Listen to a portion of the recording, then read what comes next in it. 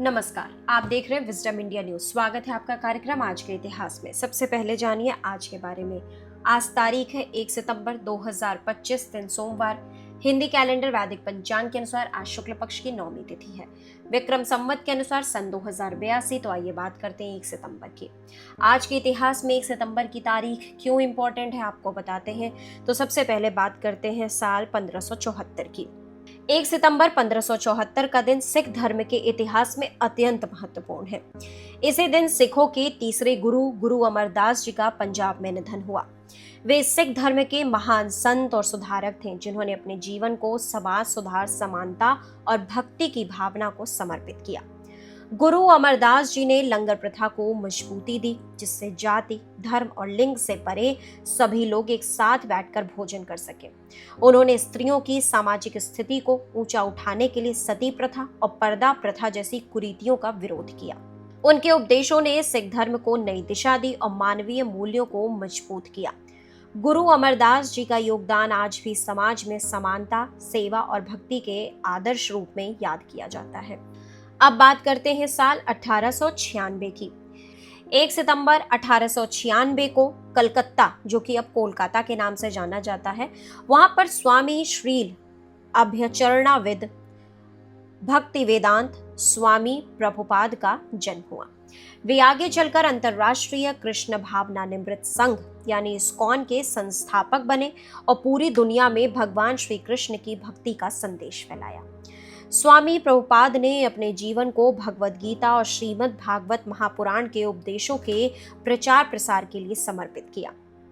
उन्होंने अमेरिका और यूरोप में जाकर कृष्ण भक्ति आंदोलन को नया आयाम दिया और हजारों लोगों को भक्ति, शांति और आध्यात्मिक जीवन अपनाने की प्रेरणा दी। उनकी रचनाओं और अनुवादों ने भारतीय वैदिक ज्ञान को वैश्विक स्तर पर पहुंचाया। आज इस्कॉन उनके आदर्शों और शिक्षाओं पर चलते हुए पूरी दुनिया में भक्ति, सेवा और आध्यात्मिक जागरूकता का संदेश फैला रहा है।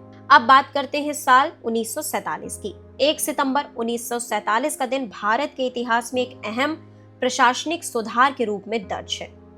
इसी दिन इंडियन स्टैंडर्ड टाइम यानी IST को पूरे देश में आधिकारिक समय के रूप में अपनाया गया।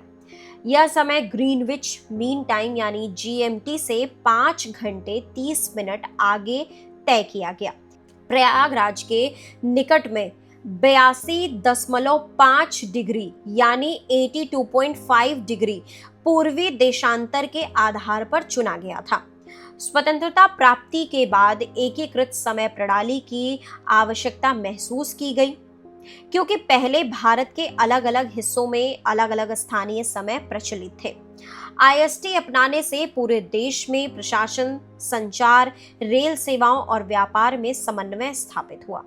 आज भी IST भारत की पहचान और व्यवस्था का महत्वपूर्ण हिस्सा है, जो पूरे देश को एक साझा समय रेखा से जोड़ता है। अब बात करते हैं साल 1956 की। 1 सितंबर 1956 का दिन भारत के आर्थिक इतिहास में एक महत्वपूर्ण मील का पत्थर है। इसी दिन भारतीय जीवन बीमा निगम यानी life insurance corporation of India LIC की स्थापना हुई। सरकार ने देश भर की 242 निजी बीमा कंपनियों और प्रोविडेंट सोसाइटियों का राष्ट्रीयकरण कर उन्हें मिलाकर LIC का गठन किया। इसका उद्देश्य बीमा क्षेत्र को संगठित करना, जनता का विश्वास बढ़ाना और सामाजिक सुरक्षा सुनिश्चित करना था। LIC ने जल्दी ही लोगों के बीच भरोसा कायम किया और जीवन बीमा को केवल एक निवेश साधन नहीं बल्कि परिवार की आर्थिक सुरक्षा का माध्यम बना दिया। समय के साथ LIC भारत की सबसे बड़ी बीमा कंपनी बनी, जिससे न सिर्फ बीमा सेवाएं प्रदान की बल्कि देश के बुनियादी ढांचे और विकास परियोजनाओं में निवेश कर आर्थिक प्रगति में भी अहम योगदान दिया। आज भी LIC को भारतीय अर्थव्यवस्था की रीढ़ माना जाता है। एक और जानकारी आपको साल 1956 से ही जुड़ी हुई दे देते हैं। 1 सितंबर 1956 का दिन पूर्वोत्तर भारत के इतिहास में महत्वपूर्ण है।